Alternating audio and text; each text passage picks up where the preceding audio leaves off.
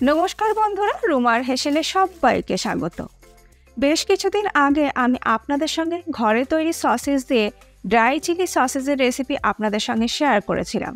তখন আমার এক বন্ধু সসেজের রেসিপি শেয়ার করার জন্য রিকোয়েস্ট করেছিলেন, তাই আজ আমি হোমমেড চিকেন সসেজের রেসিপি আপনাদের সঙ্গে শেয়ার করছি। চিকেন সসেজ বানানোর জন্য নিয়েছি 500 গ্রাম বোনলেস চিকেনের পিস। চিকেনের পিসগুলোকে আমি ভালো করে ধুয়ে পরিষ্কার করে নিয়ে ছোটো ছোটো টুকরো করে কেটে নিয়েছি। এবার এই ছোটো ছোটো চিকেনের পিসগুলো আমি নিয়ে নিচ্ছি মিক্সিং জারের মধ্যে। এরপর এটার একটা মিহি পেস্ট আমি তৈরি করে নেব। চিকেনের পিসগুলো একদম ছোটো ছোটো টুকরো করে কেটে নিলে কিন্তু চিকেনটা পেস্ট করতে বেশি সুবিধে হবে। দেখুন, চিকেনটা কিন্তু আমি একদম মিহি করে পেস্ট তৈরি করে নিয়েছি। এবার এই পেস্ট করে নেওয়া চিকেনের মধ্যে দিয়ে দিচ্ছি স্বাদ মতো নুন, গোলমরিচ গুঁড়ো দিয়ে দিলাম 1 টিস্পুন, আর দিচ্ছি চিলি ফ্লেক্স 1 টিস্পুন, আদা রসুন বাটা দিয়ে দিলাম 2 টিস্পুন, ময়দা দিয়ে দিচ্ছি 1 টেবিল স্পুন, আর কর্নফ্লাওয়ারও দিলাম 1 টেবিল স্পুন, আর দিচ্ছি একটা ডিম ফাটিয়ে নিয়ে আমি দিয়ে দিলাম। তবে ডিম দিতে যদি কেউ অপছন্দ করে তাহলে স্কিপও করতে পারেন। এবারে সব কিছু দিয়ে আরও একবার এটাকে ব্লেন্ড করে নেব। দেখুন, সব কিছু দিয়ে আমি এটাকে আরও একবার ব্লেন্ড করে নিয়েছি। আর এই ব্লেন্ড করে নেওয়া চিকেনটা আমি একটা পাত্রের মধ্যে ঢেলে নিচ্ছি। তবে তার আগে প্লেটটার মধ্যে একটু তেল দিয়ে আমি গ্রিস করে নিচ্ছি। চিকেনটা পেস্ট করে নেওয়ার পর যে পাত্রের মধ্যে আপনারা ঢেলে রাখবেন সেই পাত্রে অবশ্যই একটু তেল ব্রাশ করে নেবেন, নাহলে চিকেনটা কিন্তু স্টিক করবে। এরপরে হাতের মধ্যে নিয়ে নিয়েছি খুব সামান্য পরিমাণে একটু সাদা তেল বা ভেজিটেবল অয়েল। হাতের মধ্যেও কিন্তু একটু তেল মাখিয়ে নেবেন, নাহলে কিন্তু চিকেনটা হাতের মধ্যে লেগে যাবে, স্টিক করবে।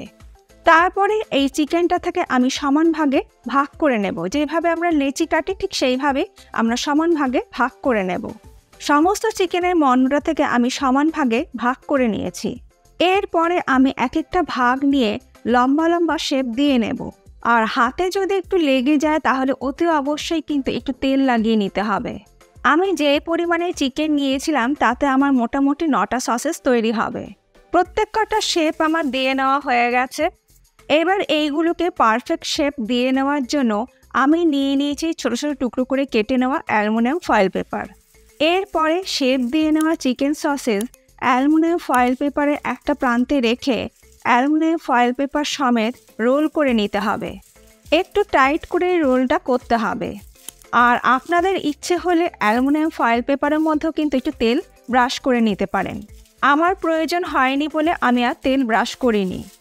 এইভাবে পুরোটা রোল হয়ে গেলে অ্যালুমিনিয়াম ফয়েল পেপারটা হাতের মধ্যে তুলে নিয়ে দুটো সাইডকে এইরকমভাবে লজেন্সের মতন মুড়ে দিতে হবে। প্রথমে একটা সাইড হালকা করে ঘুরিয়ে দিয়ে তারপরে অপর সাইডটাকেও এইভাবে ঘুরিয়ে দিতে হবে। তারপরে দুটো সাইডকে যদি একসাথে এইভাবে পাকিয়ে দেওয়া হয় তাহলে দেখবেন সসেসটা খুব সুন্দর শেপে চলে এসেছে। আরও একটা আমি র্যাপ করা দেখিয়ে দিচ্ছি। একটু লম্বা করে হাতের শেপ দিয়ে নিয়ে ওই একই রকমভাবে ফয়েল পেপারের ওপর রেখে একটু টাইট করে রোল করে নিতে হবে। টাইট করে যদি রোল করা না হয় তাহলে কিন্তু ভেতরে জল ঢুকে যেতে পারে আর সসেসের টেস্টটা কিন্তু খুব একটা ভালো হবে না। আর ওই একই রকমভাবে আমি প্রত্যেক কটা চিকেন সসেসকে র্যাপ করে নিয়েছি। এরপরে আমি একটা কড়াইয়ের মধ্যে দিয়ে দিচ্ছি বেশ পরিমাণ মতন জল। গ্যাসের ফ্লেমটাকে হাইতে করে দিয়ে জলটাকে খুব ভালো করে গরম করে নিতে হবে।